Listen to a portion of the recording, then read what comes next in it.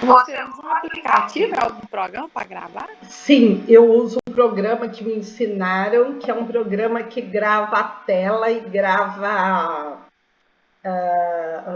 jogos, né? Dos meninos que jogam e tal. Mas grava super bem, super, adoro. Tá, porque teve um professor nosso que falou que o Google não estava mais fornecendo isso, né? Não tá. E eu até falei, não, e a orientação da direção é que a gente grave. Claro, eu acho até justo, que é uma segurança para o aluno, que a gente está dando aula, para a instituição, que há um certo controle, né? Que não é assim também, não. E para mim, eu acho, eu gosto de gravar porque, sabe, meu trabalho fica registrado, né? Ainda mais eu que gosto da aula síncrona, fica bem redondinho. Alguns professores, essa gravação a gente coloca no YouTube para disponibilizar. Alguns professores não gostam por causa disso. Eu acho indiferente, porque é a mesma coisa, você dá aula, você está no espaço público, né? Assim, no espaço, claro que não com uma repercussão, ninguém vê. Quando algum aluno vê, já é um ganho. Mas eu acho um bom registro, sabe? Um bom. E outra coisa, até para quem. Outro dia eu estava dando aula, os meninos falaram assim, professor, eu dormi, não respondi a chamada. Então, eu falo, até para quem dorme, tem lá a aula, boa noite, querido, tem lá a aula e dá para ver, né? Sempre é uma ferramenta, né? Eu não sou muito neurótica com essas coisas, não, de eu gosto até que tudo fique muito bem registrado, gravado, para que as pessoas tenham acesso, né? Esse é um ganho tão grande. Então vamos lá. Já conversamos, já temos muita gente. E outro dia eu estava dando aula, ontem. Daí acabou a apresentação, eu falei, então, ok, tem mais alguma dúvida? Quando eu desliguei a apresentação, entrou um aluno na sala de aula. Eu falei, ué, você veio para responder a chamada? Gente, mas ele ficou muito sem graça, porque avisam, né? Às vezes eu falo, avisa aí que eu vou fazer chamada. Daí eu disse, não, mas tá gravado, você vai ter uma presença na confiança. Vai ver a aula e eu vou perguntar o que você viu. Daí lá tá a professora, gente. O que aconteceu aqui?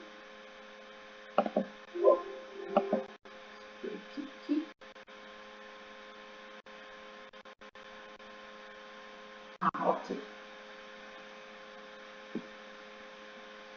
Antes deixa eu só falar aqui para vocês o que nós estamos trabalhando.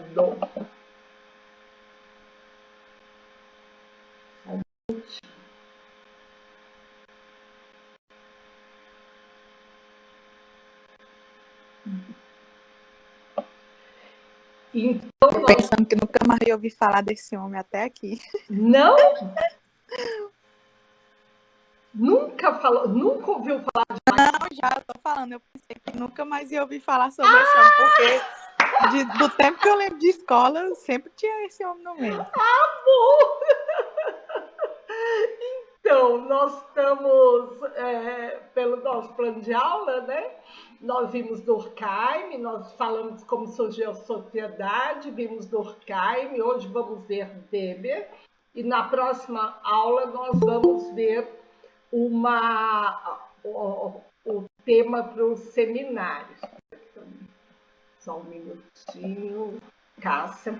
O tema para o seminário, né? Eu coloquei essas 21 lições para o século XXI para vocês, porque eu achei super pertinente para administrador, para essa coisa de tá conectado no mundo contemporâneo, sabe? De como que o mundo do trabalho está se organizando e irá se organizar ainda mais nesse mundo tecnológico.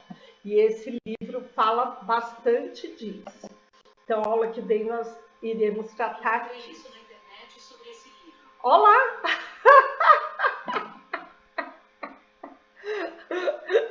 Como que chama essa moça que veio e respondeu? Foi falar tão sozinha que a moça respondeu sozinha. Eita, nós. A Siri. Sabe ver esse. Vamos.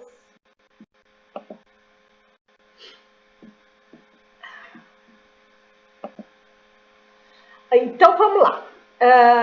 Nós, quando falamos os clássicos da sociologia, né, nós falamos Durkheim, Weber e Marx. Né? Marx, apesar de ser o primeiro autor, a gente sempre começa com Durkheim, porque ele foi que instituiu, apesar de Comte ter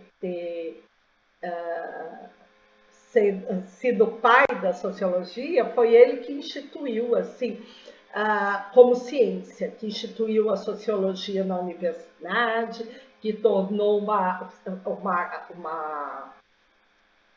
disciplina acadêmica. E Marx, quando ele fez toda a sua teoria, ele era mais um pensador, né? Tanto que fala, não, Marx foi um economista, Marx foi um sociólogo, mas não, ele foi um pensador como homem do seu tempo, porque ele viveu no século XIX, mais no começo do século XIX. Weber e Durkheim eram contemporâneos. Durkheim está na França, em Paris, e Weber é alemão, está na Alemanha, mas numa época que a Alemanha ainda não é unificada. E há muitas disputas daquele território, né? daquele local. Então, a Alemanha, diferente da França, ela tem um quadro de composição política, econômica bastante tumultuado, E este tumulto geraram muitos grandes pensadores, né? E a França, porque que a pátria do iluminismo, né? O berço da Revolução Francesa, então ela se tem. Vamos supor assim, ó, que a França tem o ego lá em cima, é o topo do mundo. Então Durkheim vem com aquela teoria dele que o melhor do mundo é ser francês, lá em Paris de preferência, que é o ápice do desenvolvimento. Já a Alemanha, não. A Alemanha ela é bastante paranoica, bastante problemática, e eles buscam muito uma identidade nacional que vai sendo construída e se consolida a partir do século XX mesmo, né? Então, a Alemanha fala muito mais de conflitos, trabalha muito mais as questões de conflitos que a França. Mas eu sempre falo que tanto Weber leu Durkheim como Durkheim leu Weber. E os dois leram Marx. Então, há um diálogo entre eles. Há um diálogo no sentido de, olha, a minha ciência é mais verdadeira que a sua, né? Principalmente Weber e Durkheim. Marx nem viveu antes dos dois, nem estava preocupado com isso e nem tinha esse compromisso de fazer ciência, né? Ele tinha o compromisso de ser um grande pensador, um grande filósofo, um grande analista, mas não esse compromisso que tem Marx e que tem Durkheim e Weber com a construção da ciência, tá? Ai, uma gracinha essa caricatura dele. Uma boa tatuagem, olha lá. Foi um intelectual alemão, jurista, economista e considerado um dos fundadores da sociologia. Eu não gosto muito desses títulos, né, que foi jurista, que foi economista, porque eu acho que a divisão da ciência ela se consolida depois, né? Eles eram pensadores e estavam se colocando enquanto tal, em tal foca o seu pensamento numa época que não havia essa divisão tão nítida, né, das disciplinas. Imagina, não, ele foi um ambientalista, imagina, né, não existia nem essa preocupação com ambientalista nesse termo, né? Eu vou passar esse vídeo rapidinho, só para introduzir o pensamento de Weber. Nós já continuamos.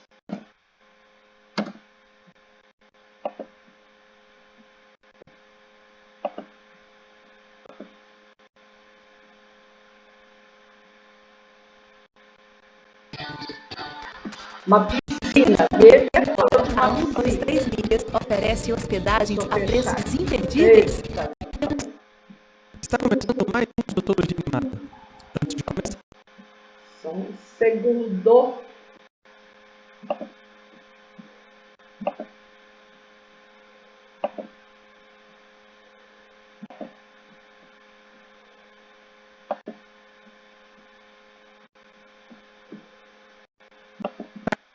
dê um like no vídeo, compartilhe com seus amigos que estão estudando Sociologia e seja empático nos comentários. Este é o primeiro vídeo sobre Max Weber e explicaremos o conceito de ação social. Weber nasceu em 1864 na cidade de Erfurt, Alemanha. Filho de uma família de huguenotes, sempre teve um ambiente familiar seguro que possibilitou a Weber se lançar em seus estudos. A sua formação percorre diversas áreas, passando por história, direito e filosofia. Vamos ao que interessa, a teoria sociológica de Weber.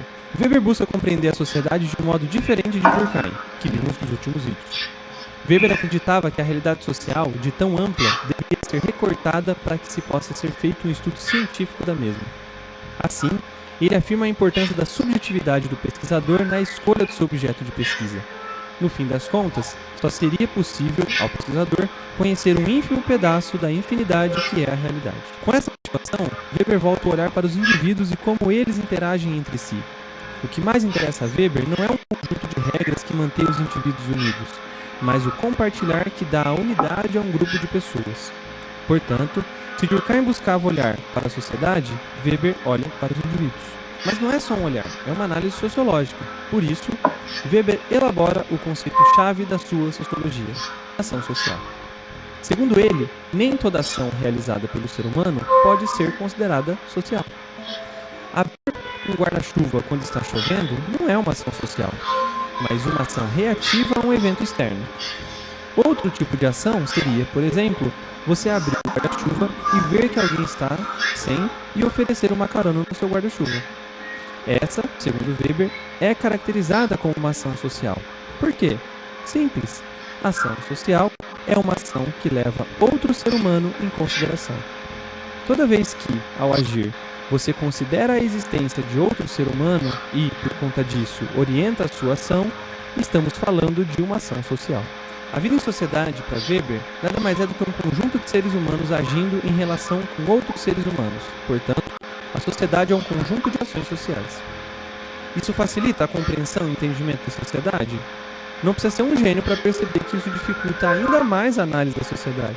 Agora, ao invés de estudar um fato social, segundo Weber, deveríamos observar as motivações das ações dos seres humanos. Sim, um problemão. Não só dá conta de 7 bilhões de pessoas, mas de todas as variações e intenções que podem levar alguém a agir de certa forma. Seria impossível fazer sociologia assim.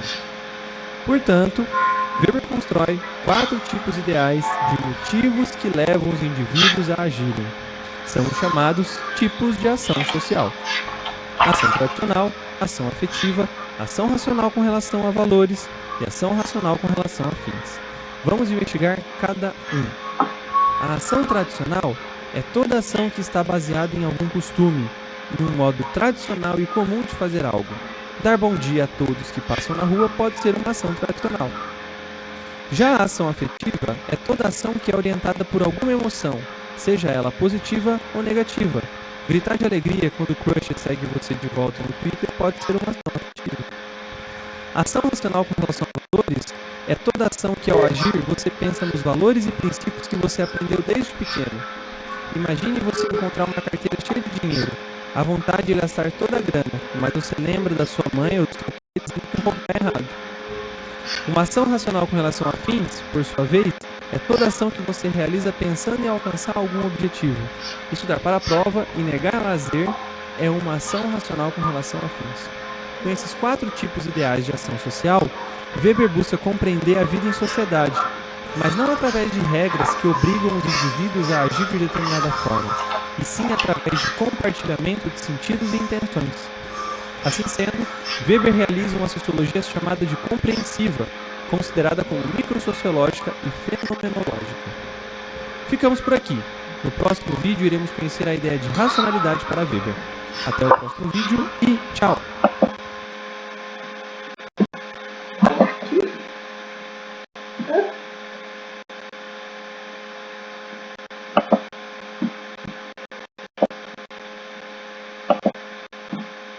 Meu pai, eu espero só um minuto.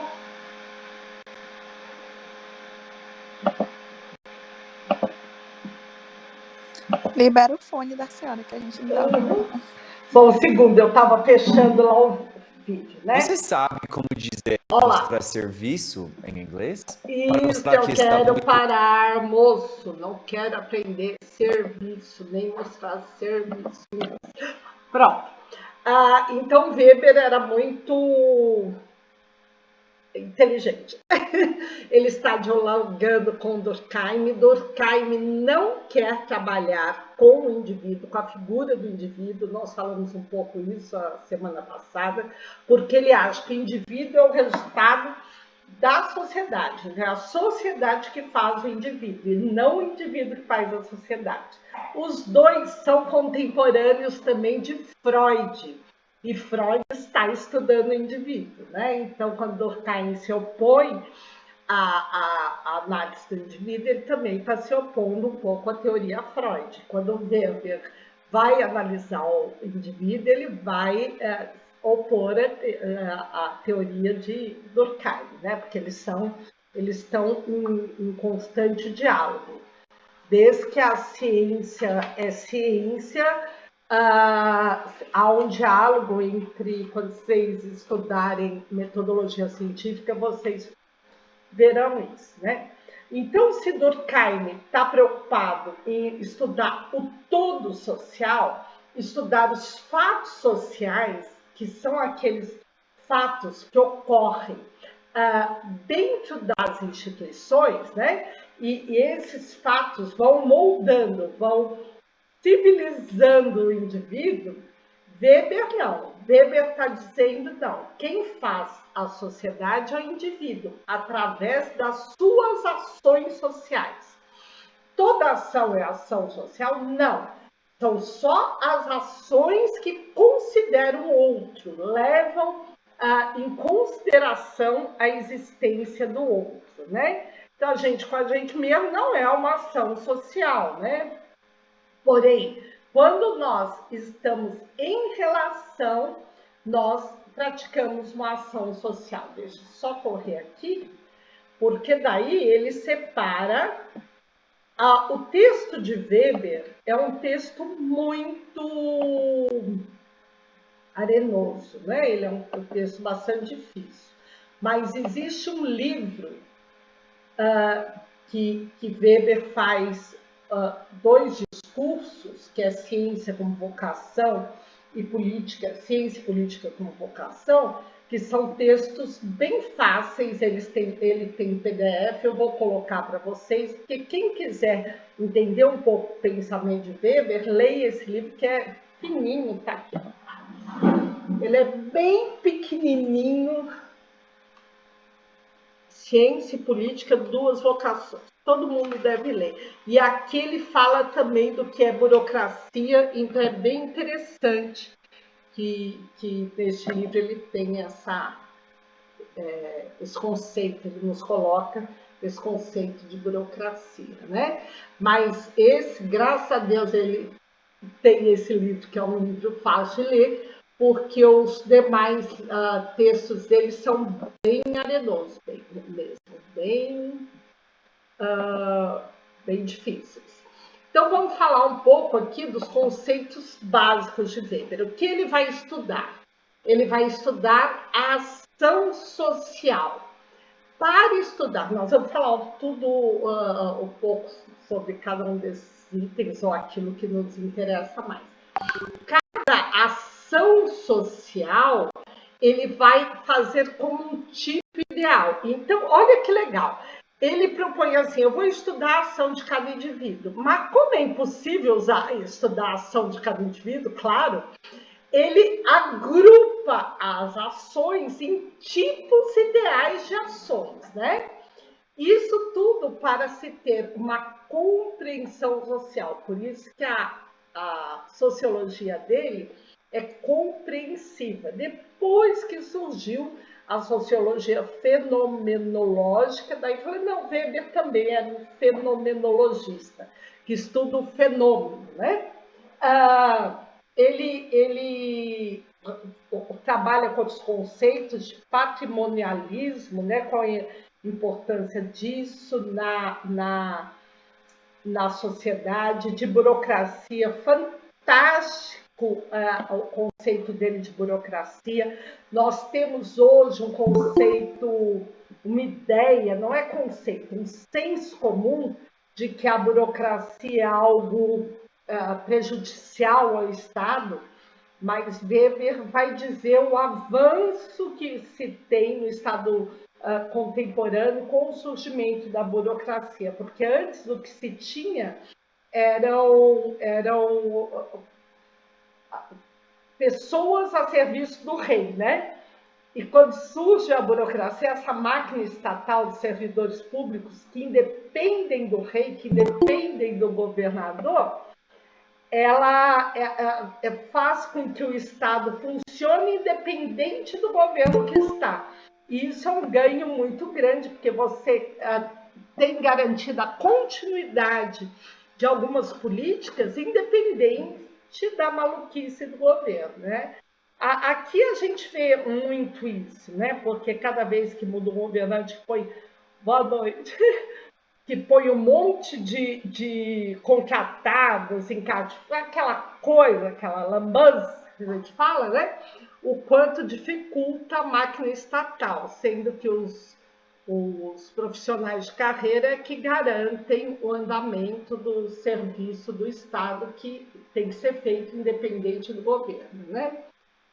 Ele escreveu A Ética Protestante, o Espírito do Capitalismo, que foi um estudo sobre a sociedade americana, que era basicamente protestante, e esta ação social de valores, né, racional em relação a valores, que seria esta ética, pautada por essa ética protestante, por esse valor de ser protestante, ele coincide, né, ele com o espírito do capitalismo, ele agrega valor ao capitalismo, e por isso que os Estados Unidos seria o país que mais desenvolveu o capitalismo pela população, ter uma ação voltada a valores. E o livro é fantástico, porque ele vai explicar em cada aquela vida que não tem nada a ver com o americano de hoje, né, com o estadunidense de hoje, aquela vida séria, sem usuras, daquele trabalhador que acorda cedo, que todos aqueles valores do protestantismo, na prática, vão fazer grandes capitalistas, né? Outra questão que ele vai definir muito bem é a racionalidade, porque ele tem dois tipos de ação racionais, então, o que seria essa racionalidade? O que é agir pela racionalidade? Os valores, daí dentro da esfera política, o carisma, né, que ele fala, o carisma político, com esta influência do líder carismático, né? Daí dentro disso ele fala da tipologia da dominação legítima, que é o líder carismático, o líder legítimo, como que eu... Aquele que está, que se espera que tome o poder, né? Então esse é o líder legítimo, vamos dizer assim. E o líder que toma o poder pela força, né? Então ele estuda tanto a questão da ação social cotidiana, como a questão da ação política. Ele é bem preocupado com a política, como qualquer... Vou abrir aqui, gente, tá como qualquer alemão do seu tempo, né? Que a Alemanha não vivia uma estabilidade política. Então, aqui é só um quadro de alguns conceitos que aparecem no trabalho de Weber. Não é todos que nós iremos estudar, né? Nós estamos mais preocupados com a sua... Aí. Então, Durkheim, de um lado, vive lá o contexto histórico dos dois, né, que eles são contemporâneos, metade do século XIX e século XX. Durkheim morre em 1917, Weber em 1920, mas são bem contemporâneos. Um nasce em 58 e Weber em 60, parece. A França é um Estado nacional unificado e pacificado, porque já passou pela Revolução, é um Estado constitucional, está assim, totalmente estabilizado o Estado francês. Já passou por Napoleão, já teve o governo burguês instaurado, está tudo certo. A França está tendo grande desenvolvimento capitalista, porque ela se expandiu, ela sempre foi muito concorrente da Inglaterra e desenvolveu o capitalismo seu internamente. E está muito adiantada, as universidades são bastante dedicadas às áreas físicas, biológicas e humanas também. Havia muito etnólogo francês, né, que ia para todo mundo estudar as culturas. Isso é bem importante para Durkheim, porque quando ele estabelece a sua teoria, sua teoria social, o funcionalismo, ele já tem um patamar, uma visão de todas as culturas, porque a etnografia na França, como na Inglaterra também, é bastante antiga, né? E ele instaura aí o positivismo, que é aquela ideia de ações que agregam valores, de fatos que agregam valores para que a sociedade ela desenvolva numa ordem, num sentido, que é essa ideia que a gente tem totalmente impregnada no nosso senso comum de desenvolvimento pacífico, essas coisas todas, né? Que tudo funciona, por isso funcionalismo, que funciona perfeitamente numa certa direção e na direção do melhor, deixando para trás o pior, que a história provou não ser assim, né? Mas, enfim. As ciências humanas são análogas às ciências naturais. Toda a teoria de Comte, depois de Durkheim, é uma forma de aplicar a mesma metodologia das ciências naturais, principalmente de Darwin, com a sua teoria da evolução das espécies, para as ciências humanas, né?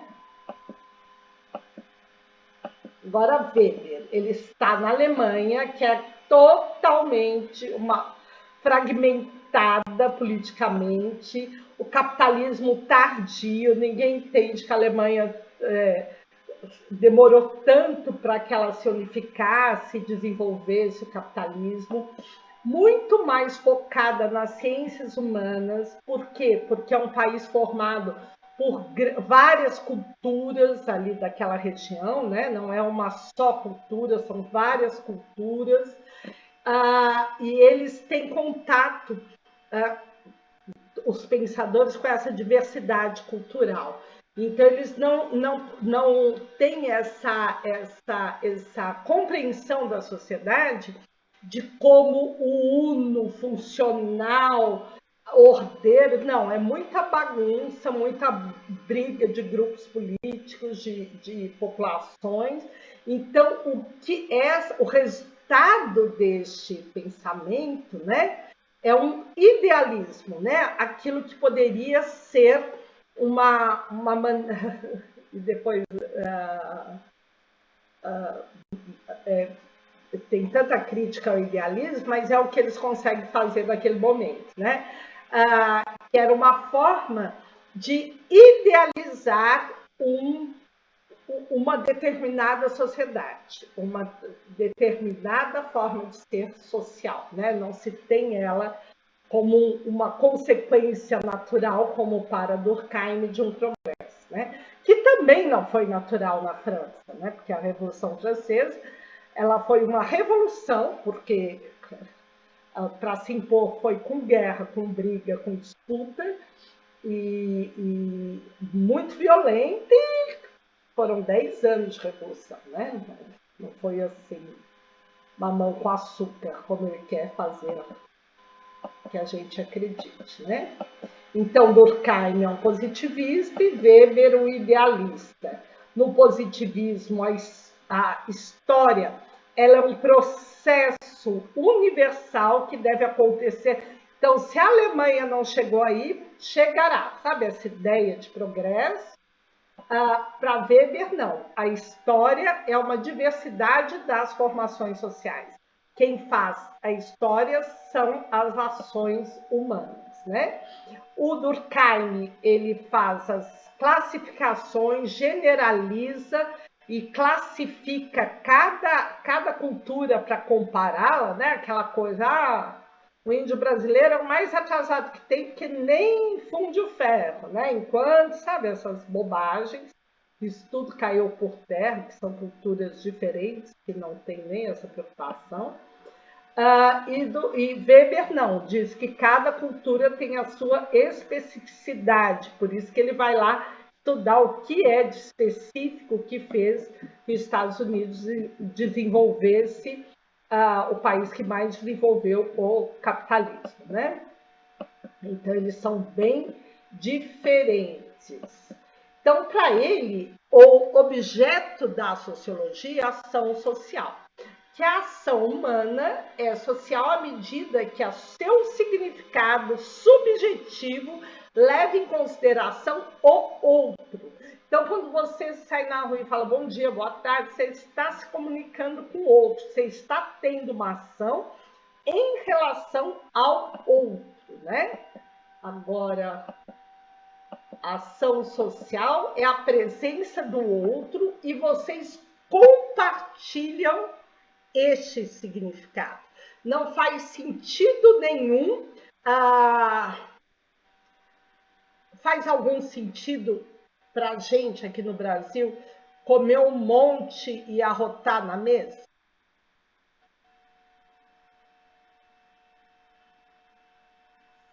Não. Parece o quê, Maria Aparecida? Um vai da casa do outro, vamos fazer um jantar enorme, com todos nós lá. Daí. A falta de educação, o povo vai chamar de povo. Não é total? Vai falar, É. gente do céu, o que a gente compartilha nesse sentido é uma falta de educação. Mas tem povo que faz assim, não é, Raimundo? É verdade, você tem Tem gente que não tem muito... Não leva muito em consideração isso, né? Não, é que tem algumas culturas que arrotar na mesa depois de comer é um sinal que a comida estava maravilhosa e que ele está muito satisfeito. Ai, que horror. É horrível! Seria qual país? Seria aqui no Brasil. Não, aqui no Brasil não, eu acho que são os árabes. Deixa eu ver. Aqui no Brasil tem também, mas, tipo assim, no meio de algo informal, né? Tá? Por exemplo, aquele grupo de amigos e tal. Mas mais como uma gozação, né? Isso. Mas não como uma... Não como uma... Uma coisa mais formal é a falta de educação, né? Até respeito com o próximo, né? Também. Mas Às vezes o outro tá dá comendo. algumas partes da China se faz isso. De boa educação. Vamos ver. Deixa eu ver. Mas não, tem um país.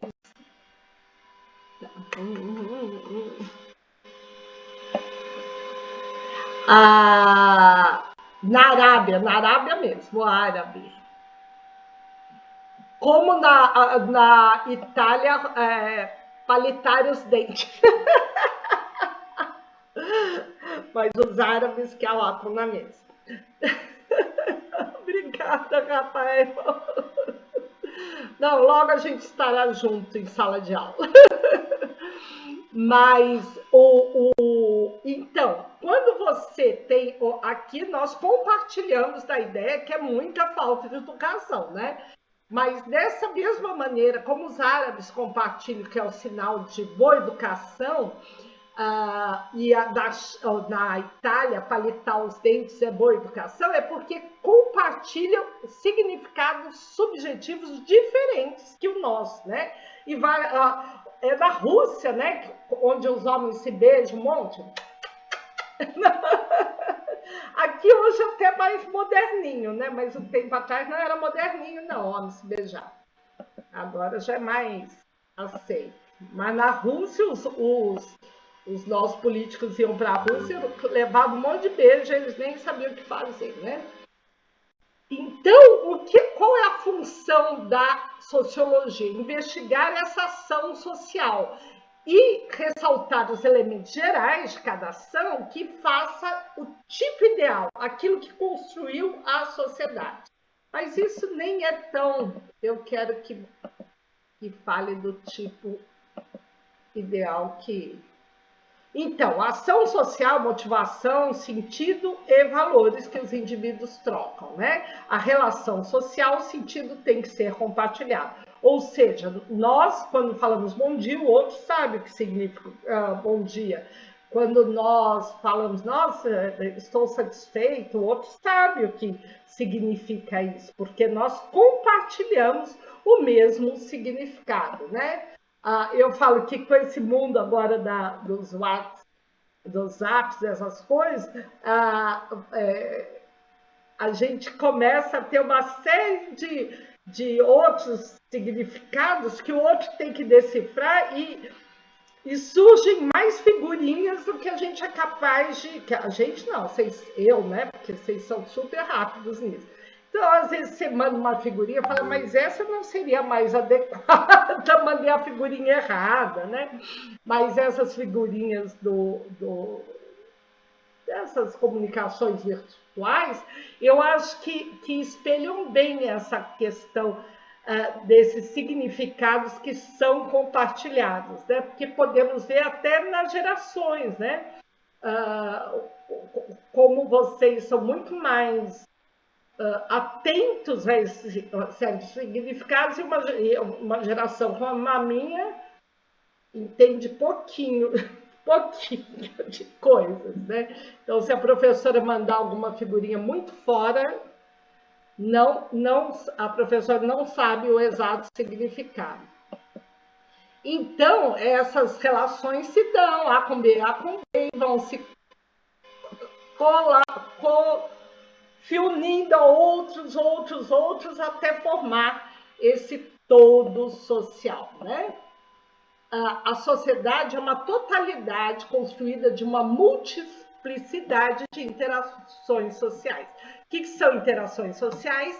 São esse compartilhamento de ações sociais onde todos os envolvidos entendem os significados subjetivos, todos é muito, né? Daquela compartilhamento. Então, qual é a preocupação de Weber? É a compreensão social, eu compreender o que leva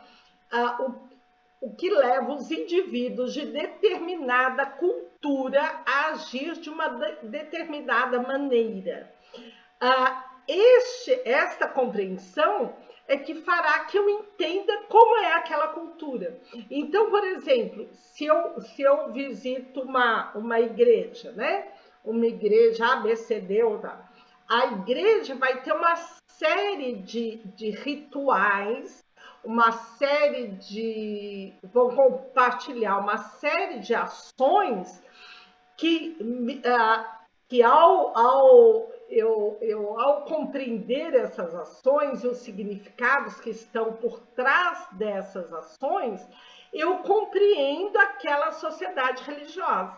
Então, imagine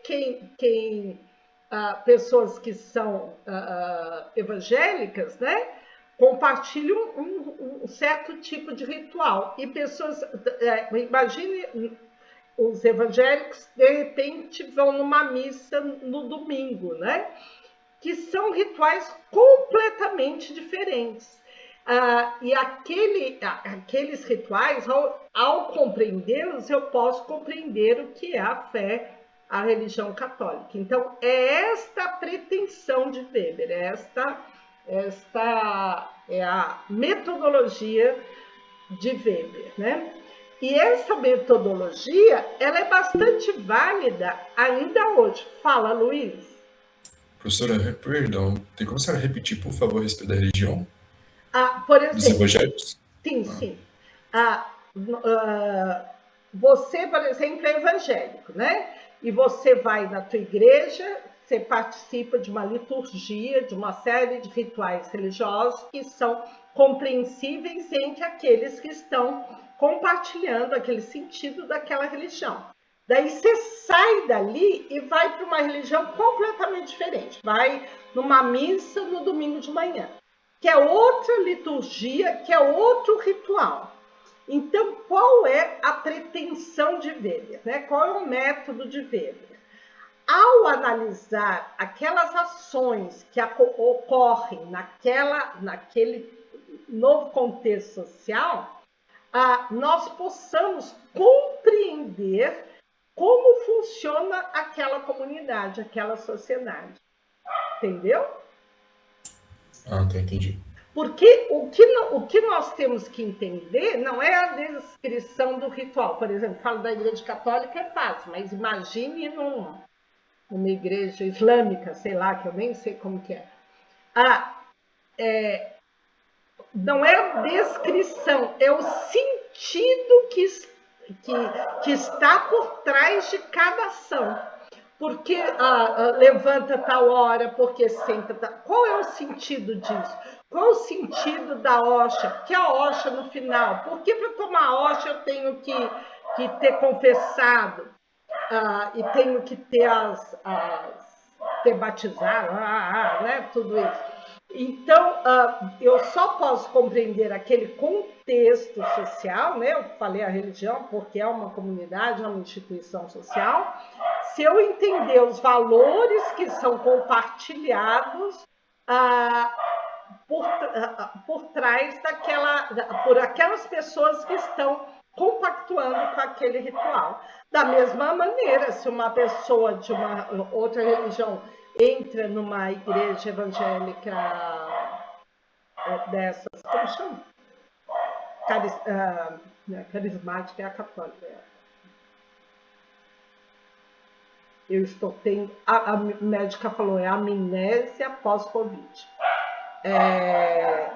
Essas renovadas, né, as igrejas renovadas, que na hora do louvor vão achar que tá todo mundo pirado, né? E há um significado daquela exaltação, daquele estado de espírito, que é um significado compartilhado e é religioso. É nesse sentido.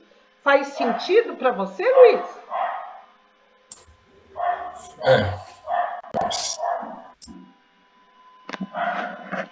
Oi? Eu não entendi. Entendi, você. Uhum.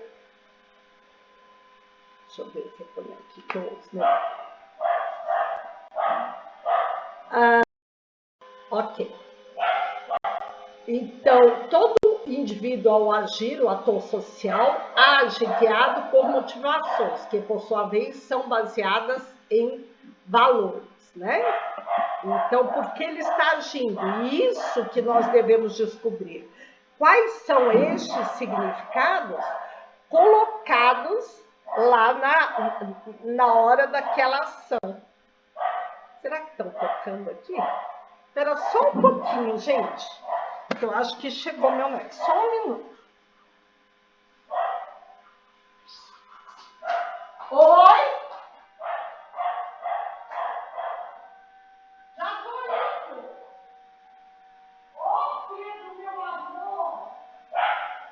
Amor,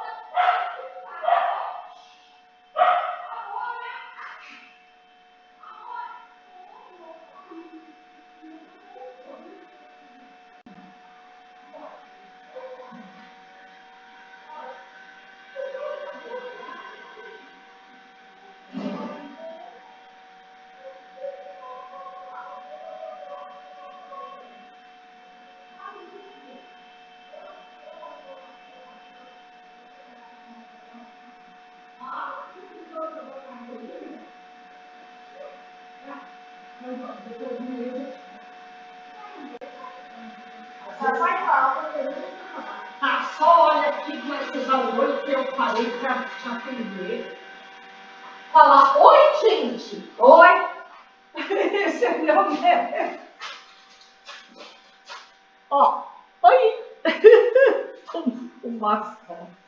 Vai lá, vai. E você tá com fome, vai lá pegar a bananinha que tem lá. Depois eu faço um vídeo. Desculpe, gente, eu tava esperando ele mesmo. Ai.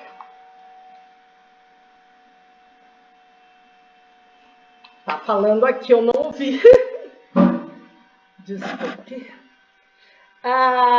Então, é essa ação que interessa que o cientista estude. Porém, não é isso. Isso daqui tudo nós vamos ver depois, que não é isso que eu quero falar para vocês. Eu quero estabelecer essa diferença, né? Durkheim está preocupado com uma realidade objetiva, onde acontecem os fatos sociais. Por exemplo, um fato social é como cada um se divide na mesa para sentar, que ali mostra uma hierarquia social, que é um fato social, que introjeta uma série de valores da sociedade, do indivíduo e formam o indivíduo.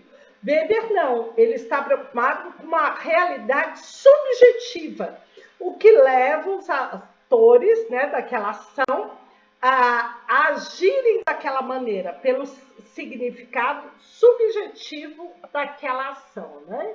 Então, para ele, esta realidade objetiva que leva o sujeito, né? Este objeto que leva a formar o sujeito social.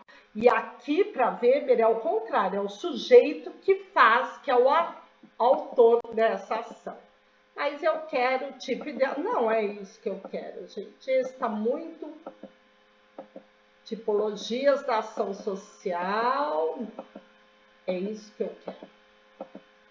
Este é o pulo do gato de Weber. Então, Weber, com toda esta introdução de que ele dividiu o homem em ações, que eles fazem ações levando em consideração outro homem ali na sociedade, em 4 tipos de ações. E olha que legal.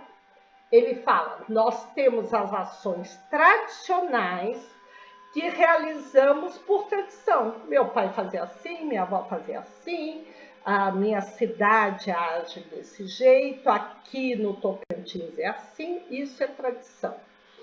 Temos as ações afetivas ou passionais, que é aquelas que nos levam, que nós fazemos em função dos nossos sentimentos.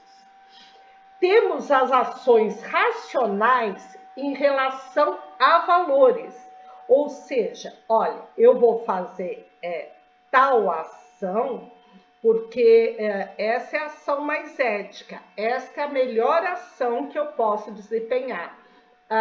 Não, é certo que eu faça assim. E a ação racional em relação aos fins, né? Que aquilo eu vou estudar para fazer uma prova. É a ação racional em relação ao fim. Porém, que eu acho essa grande sacada, ele vai nos dizer que as ações afetivas ou passionais e as ações em relação aos fins, elas são menores da sociedade, né? Quantas vezes nós temos uma ação passional ou afetiva?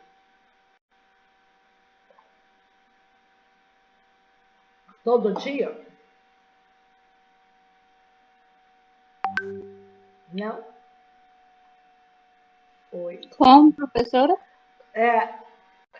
O Weber acha que a ação afetiva, a ação passional e a ação racional em relação aos fins, elas são em menor número.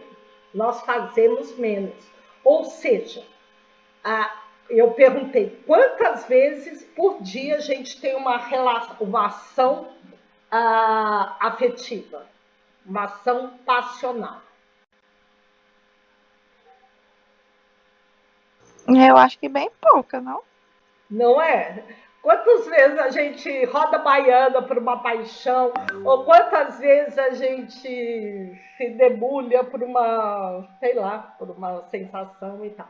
São bem poucas. Mas isso acaba passando despercebido pela gente mesmo.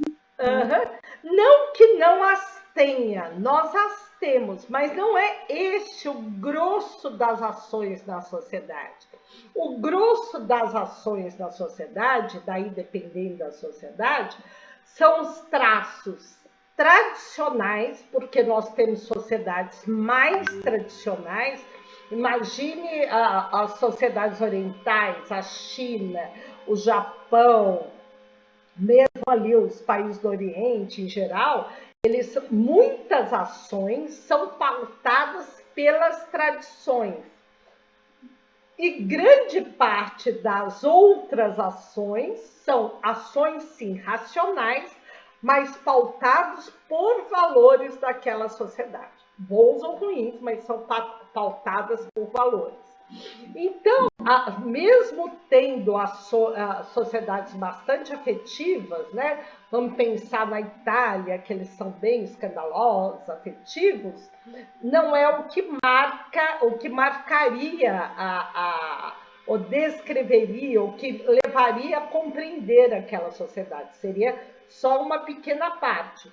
Mas sim a tradição, né? A ligação com a família, todo esse tipo de coisa, ou também aos valores daquela sociedade. Isso já ajuda muito no método weberiano, né? Porque ele acaba enxugando bem as ações. Primeiro eram todas as ações de todos os indivíduos que fossem ações sociais.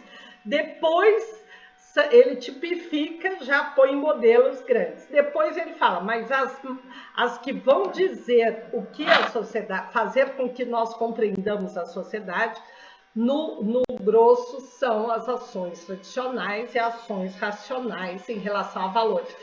porque mesmo as ações racionais em relação a fins, elas são, sabe aquela ação que você fala assim, não, hoje eu vou me trocar para arrumar um emprego. Isso não é o que pauta a nossa vida. O que pauta a nossa vida é assim, não, eu levanto, faço um monte de coisa no automático, daí falo bom dia para todo mundo na casa, porque essa é uma tradição. Daí eu faço, não, vou sair arrumadinha, porque é uma racional em relação a valores, que eu não posso ir toda milinguida aí pela rua, entendeu? Então, ao compreender essas ações em relação a valores e a tradição, nós compreendemos a sociedade. O método weberiano é maravilhoso, porque nos facilita muito o estudo de toda a sociedade, né? De todo tipo de sociedade ou todo tipo de comunidade. Por exemplo, vamos estudar... Dá um exemplo aí, bem... Quem tem um exemplo de estudar uma população? Vamos estudar os alunos do IF. Nós vamos voltar, usar o método weberiano e estudar os alunos do IF, lá no campus, lá de Paraíso. Como que a gente faria isso?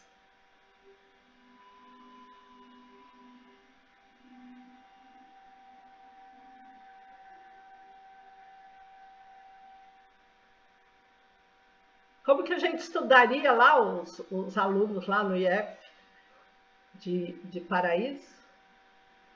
Não tem ninguém mais aqui. Eu interrompi um minuto. Tem, professora, porque eu estou pensando aqui. Que Estamos pensando. Vamos pensar no ensino médio, onde vocês estudaram no ensino médio. Tem essa ideia na cabeça ou não? Não entendi, professor, como é que é? Tem a imagem de vocês onde estudaram lá no ensino médio? Onde estudou, Luiz? Estudei no colégio militar. Ai, ótimo! Colégio militar. Ok, né? Daí nós vamos aplicar o método weberiano para compreender, porque é uma sociologia compreensiva, como funciona o colégio militar. Então, todo mundo fica esparramado lá no pátio, Luiz? Na hora do intervalo é um intervalo normal, né? Então todo mundo fica uns pra lá, outros pra cá, e o intervalo normal. Na hora de entrar na aula, como que faz, Luiz? Aí tem a formação, né? Cantar o hino nacional, usar continência e tudo. Tem a ordem unida, né? Que é marchar, fazer todos os movimentos, e é isso. Então, Luiz, e quando faz tudo isso é porque todo mundo está querendo aprender o hino nacional, é isso? Não. É por quê, então? Respeito à nação, respeito ao Brasil. Por tradição, não é, Luiz? Não é por tradição? Ou por valores, não é? Por tradição, no sentido que é tradição dos colégios militares terem essa reverência frente aos símbolos nacionais, né? Uma tradição da escola militar como um todo, e por valores que são introjetados de valorização da nação, dos símbolos nacionais, do nacionalismo, uma série de coisas, né? Ok, então, se nós descrevendo todas as ações sociais do colégio militar, nós conseguiríamos entender aquela comunidade. A gente não conseguiria? Sim. Agora, Maria, você estudou em colégio militar também, Cida? Não, mas quando eu estudava escola meio pública, na segunda-feira, geralmente a gente fazia esse momento, cantava um hino, fazia uma oração. Antes de entrar pra sala. Olá, Cida, legal. Então, você estudava numa escola pública comum, né? Entre aspas. Isso. Daí você falou, na segunda a gente cantava um hino e fazia uma oração. Olha como já mudou a referência. Também por tradição em relação aos valores, porque alguém deveria, ali no contexto daquela comunidade, deveria embutir esses valores religiosos, né? Porque a escola não é para fazer oração, entendeu? A princípio, não é uma ação em relação a fins fazer oração, entende? Mas se faz, por que isso? Né? Fala, Luiz. Porque não pode fazer oração na escola. Não, eu estou falando que não é uma ação racional em relação a fins, que a finalidade da escola não é essa. Se faz em relação aos valores daquela comunidade. Não falei que não pode, pode? Ah, sim, entendi. Entendeu? Onde eu trabalho, a gente na segunda-feira, a gente faz uma oração, o católico. Aí cada semana vai rodando, cada semana uma pessoa faz a oração. Ó, que legal. Então, na segunda a gente faz e no sábado a gente faz ou lê o versículo da Bíblia e reza, né, mesmo, a oração. Então, legal. Eu achei interessante. Porque é uma empresa vinculada a uma religião, não é isso? Isso. Então, por questão de valores. Fala, Stephanie. Eu trabalhei numa escola que todos os dias que a gente cantava o hino, fazia oração também. A diretora da escola era evangélica, acho que por isso. Então, e quem já trabalhou em escola adventista? Eu já. Ninguém? Aqui em Palmas tem escola adventista. Sábado não tem nenhuma atividade na escola, porque eles guardam o sábado, né? Eu também já trabalhei na empresa que nós não trabalhávamos no sábado, porque era adventista. Agora, quem já estudou numa escola bagunçada? Não tinha oração, nem hino, nem nada. Ninguém? Todo mundo é certinho. Ao longo do tempo ela foi ficando bagunçada, no caso. Por que, Igor? Era certinho, daí virou uma treta? Era, tipo, tinha um horário cívico e tal, normal. Só que conforme os anos se passando, acabou que parou. Então, essa é outra análise, que é outra leitura dessa comunidade. Fala, Carlos. Carlos, Alexandre. Professora, as minhas escolas, né, de ensino médio e fundamental sempre foram muito bagunçadas. Eu me lembro que no ensino infantil, lá na base, a gente ainda fazia quase todo dia a saudação à bandeira, acho que a gente orava o Pai Nosso, essas coisas, sabe? Mas daí pra frente não tinha essa mesma organização, né? Acabaram ficando bagunçadas demais. Então, Carlos, mas essas escolas também, vamos pensar, né, nessa do colégio que aparentemente é bagunçado, mas não é. É uma série de ações sociais em relação a valores, né, racionais em relação a valores, que funcionam para formar essa comunidade, né?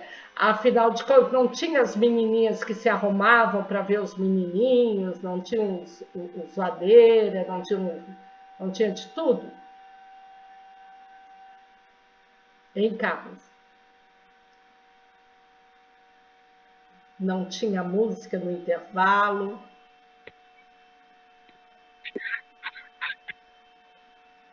Não estou ouvindo. Fala. Sim, professora, tinha alguma outra coisa, mas assim, de modo de dizer... A senhora me escuta? Tô te escutando. Oi? Tá joia. Assim, no modo de dizer que não tinha essa, como é que eu posso dizer, essa tradição, né? Mas assim, de todo modo, aluno onde tem criança, onde tem menino, tem uma certa bagunça, né? Não, e tudo bem, eu estou dizendo, há também outros valores que levam a formação daquela comunidade. E que a gente compreendendo Às vezes até a ausência desses valores, né? Não, algum valor tem, ou valor para impor a sua juventude, ou valor para expressar o descontentamento. Eu não sei se eu cheguei a falar para vocês que uma vez eu fui numa escola que fechava os alunos para fora da escola, não deixava os alunos entrarem. Contei isso ou não? A minha tinha, professor. Se chegasse atrasado, não deixava entrar. E eu achei aquilo horrível. Eu falei, por que não deixa entrar? Não. Se não é horário deles, eles não vêm. Mas eles adoravam ir na escola, porque era o espaço que eles tinham para ver os amigos, para conversar, para lanchar, para ouvir música no intervalo. Então, esses eram valores, entendeu? No meu tempo, a gente chegasse 15 minutos, não entrava mais. 15 minutos atrasado, não entrava mais. Que é um valor formal, mas eu achava muito legal os alunos quererem ir para a escola, ficar juntos. Eu achava isso bem bacana, mas a diretoria não gostava, não. Melhor que na rua, né? Não é perdido no sol? Então, sempre há valores. Podem ser que não sejam os valores religiosos ou os valores institucionalizados, né? Essa coisa pesada, mas há valores, sim, de querer ver os amigos. Imagine quando a gente tem um grupo de amigos, a papotinha, aquele grupo fechado, mas... Nossa, eu tinha, na minha época de colégio, cada um tinha um apelido de animal, né? Era o Turma do girafa. fundão, professor. Oi? A turma do fundão. Ah, sempre. Eu sentava no começo, mas eu tinha uma turmona, assim. Mas é bom. Nossa, era bom demais. Daí meu pai ria e falava assim, agora eu entendo, porque tá tudo bem aí, bicho, porque cada um tinha o nome de um animal. Mas era bom demais, era bom demais. Então, esses tipos de ação se apresentam com intensidade diferenciada em diferentes sociedades. Então, tem sociedades mais antigas, são mais tradicionais. Tradição e afetividade, como eu falei lá na sociedade italiana, né? Eles são muito tradicionais e afetivos, porque as instituições ali predominantes é a família, a religião e tal, né?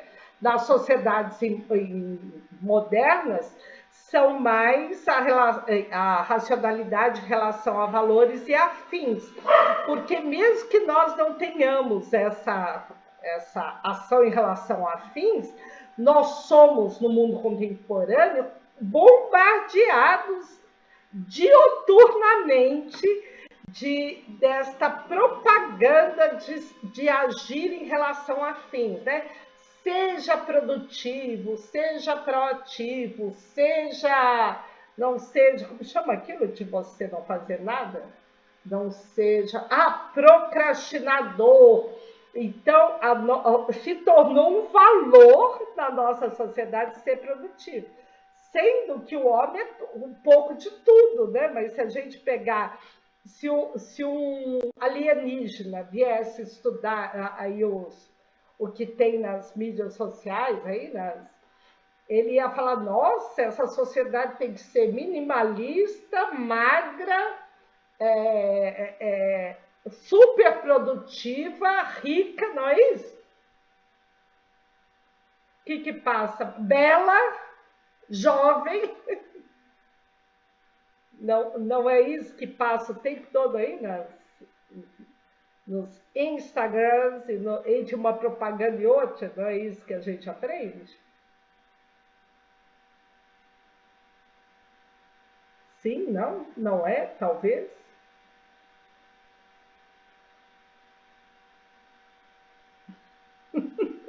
Como é que é, professora? Entendi, não. Olá! Vocês me perdem muito fácil.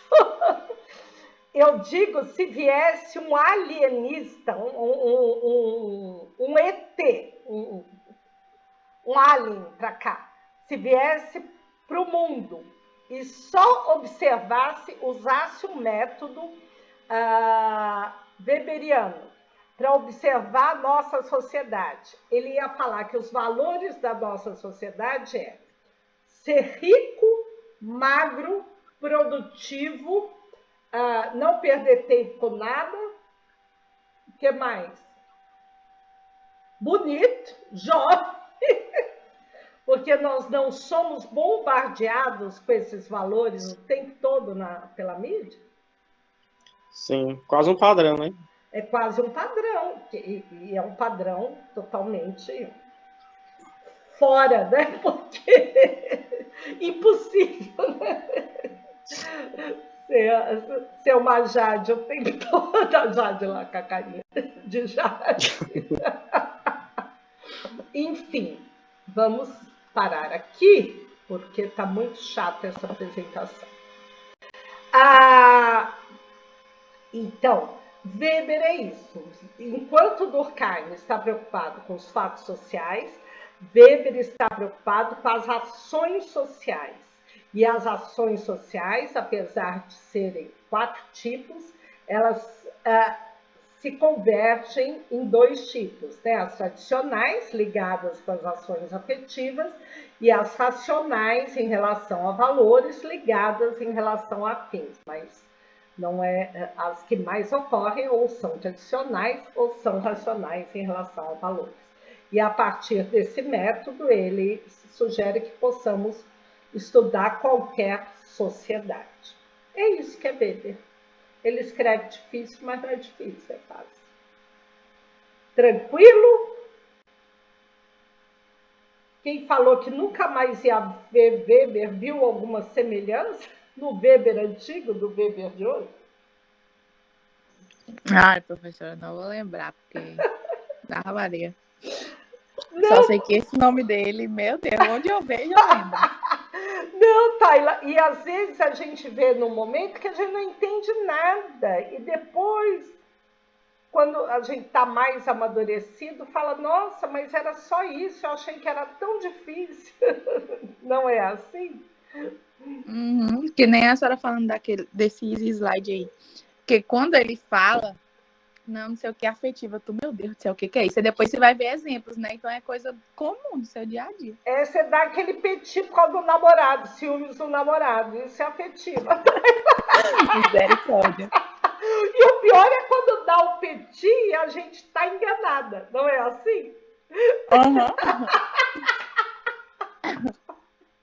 Daí é bem afetivo mesmo. Então é isso, gente. Eu vou fazer a chamada, chame os coleguinhas aí, vamos.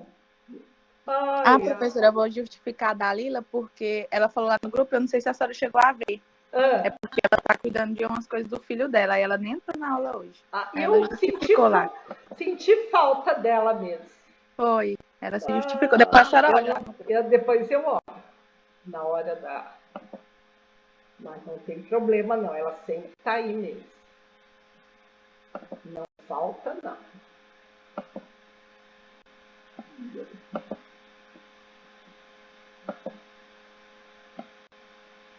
Não...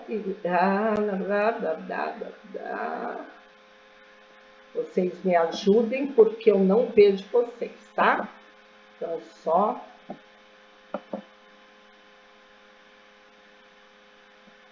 Professora, só tá no Tocantins ou não? Tô em Palmas. Já tô aqui preparada para voltar. E adoro morar aqui. Dia 7 não é só. Ai, se Deus quiser. Oi, Luiz. Fala, querido. Você é paulista? Sou paulistana, mas eu mudei para Palmas em 2004. Daí eu voltei para São Paulo em 2016, porque um filho meu ficou bem doente, fez tratamento lá. Depois fiquei 4 anos na Unifesp, na Universidade Federal lá de São Paulo. E daí eu voltei para o IF, primeiro virtual, agora esse ano eu sei que a gente ia assumir presencial, já mudei para cá de volta. Mas eu gosto. Mas é da capital ou do interior? Da capital mesmo. Nasci no Hospital São Paulo, igual meus contemporâneos. Mas aqui a senhora tem um jeito da fala, assim, um pouquinho da minha mãe. Ah, tua mãe é paulista também? De onde que ela é? Ela é da capital também. Ah, eu tenho toda paulistana tem parentes no interior, né? E às vezes a gente puxa o F, fala uma carne meia. Meus avós, eles vieram de Portugal, e aí passou alguns anos e tal, aí ela nasceu. Saindo lá de Portugal, porque meu avô não queria servir lá, né, tal, e ele saiu de lá e veio pra cá com a minha avó, e aí nasceu aqui. Que legal, que bacana. Nossa, e agora a gente quer voltar para lá, né? A gente quer ficar em Portugal. Portugal tá muito legal. Meu filho está na Espanha, tá adorando, mas ele tá porque ele tem documento, né, espanhol. Mas ele tá gostando muito. Eu gosto muito de São Paulo também. Mas São Paulo é problemático. Eu gosto de lá, mas gosto mais de morar aqui, sabe, Luiz? A rotina lá é bem pesada, né? Muito. Bem puxada. Tem que A acordar vida é muito cedo, dura, muito dura. Sim. Então, quando você vê que a realidade do paulistano é ficar 2 horas para ir no serviço e voltar, é triste demais. Isso é o comum. Sim, meu pai também é paulista, ele veio pra cá, casou com a minha mãe, correu pra cá porque não aguentou mais lá. É muito puxado, é muito forte. Eu mudei para cá porque meus filhos eram pequenos e eu queria também trabalhar, estudar e cuidar das crianças. E lá é meio impossível, né? Você fazer, é difícil. Gente, eu vou falar, me ajuda a ver quem tá aí, tá? A Ágata, Ana Júlia, Ângela Cristiane, a Camila, ninguém, Carlos Alexandre, Tá chamada, Joia, Dalila, que A Ângela tá por aí, mas não consegue se manifestar. Ângela, Cristiano estava aí. Esther, Felipe Matos. Gente, não pode faltar, pelo amor de Deus. Giovana Michele. Giovana da Silva. Presente, professora. Obrigada, Giovana. Guilherme Ribeiro. Evene. Igor. Henrique. Aqui, professora. Obrigada. Ieda. Caroline. Jaciara. Jeane Alves. Joelma. Professora Agatha falou. Joelma, professor. Joselma, desculpe. A Agatha tá aí? Ela falou aqui no chat. O microfone dela tá Legal, funcionando. legal. Se alguém mais falar, me avise. Joselma, desculpe, querida. Cássia da Cruz. Lucas Gomes. Luiz Felipe. Presente. Obrigada. Maria Aparecida. Presente. Maria Rita. Rafael. Raimundo. Presente, professora. Obrigada. Soraya. Ante do Sal. Sóstenes de Souza.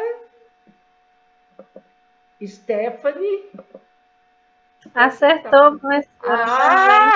Tô melhorando. Eu já ia falar que ela conseguiu falar certinho.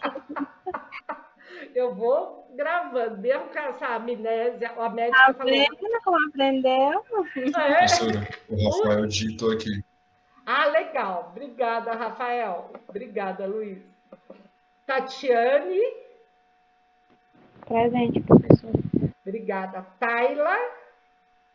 Presente. Joia, obrigada, Tayla. Vitor. Presente, professor. Joia, obrigada. Viviane. Oh, Viviane, venha. Yasmin. Joia. Então, é isso. Depois eu vou colocar a nossa gravação lá na aula, vocês assistam a gravação. Vou deixar essa apresentação de Weber, apesar que eu não gosto, ela é muito longa. Fala, Carlos! Professora, provavelmente o celular da Ângela descarregou no meio da aula. Ah, mas eu não dei falta para ela, não. Porque eu vi que ela estava aí. Deixa eu ver aqui. Não, não está com falta, não. Você também não. Mas tem muita gente faltando, Deus! Isso arrepia a minha... Professora, uma pergunta. Sim, Tayla, fala. Não, mas é sobre a plataforma APA. É porque antes ficava, tipo assim, ficava uma porcentagem, né? Conforme você ia fazendo, dando a baixa, ficava 100%, né? De falta? Não, de atividades feitas. Ah, Então, a senhora posso fazer a tarefa e a barrinha foi aumentando. mas eu não ponho atividade. Aí é porque agora fica só 0%. Acho que é porque também atualizou, né? Porque ele tá meio diferente. Não tá igual. Você sabe que eu vou pôr de atividade ver os vídeos? Será que eu consigo? Aí era tipo isso. Aí a gente apertava num quadradinho que tinha lá pra ficar setinha de certo, né? De feito. Aí ficava a barrinha 100%. Aí agora não, a gente faz, não tem nem mais esses quadradinhos pra gente fazer embaixo. Fala, O Luiz. da professora Erna aparece agora a barrinha. Ah, aparece? Eu fiz aquelas atividades dela, o mapa lá, e não sei se é porque eu tava pelo celular, mas... Eu vou ver isso, porque é legal isso de aparecer barrinha. Eu não sei, não. Eu não gosto de pôr atividade, porque eu acho que vai muito no automático. O povo fica, sabe? Qualquer coisa, entendeu? Pôr atividade toda a aula. Eu prefiro fazer um trabalho mais elaborado, sabe? Mas eu acho que ver o vídeo é uma boa. Mesmo que assista rapidinho, meus vídeos dá para assistir em velocidade 1,5. Porque eu sou enrolada para falar, daí resume. Mas é bom, é bom. Mas obrigada, gente, obrigada, viu? Bom descanso. Aula Bom fim de semana. para vocês também. E agora eu vou dar aula ainda. E a aula que vem nós vamos trabalhar vamos falar do nosso trabalho, viu? Boa noite. Boa noite. Boa noite.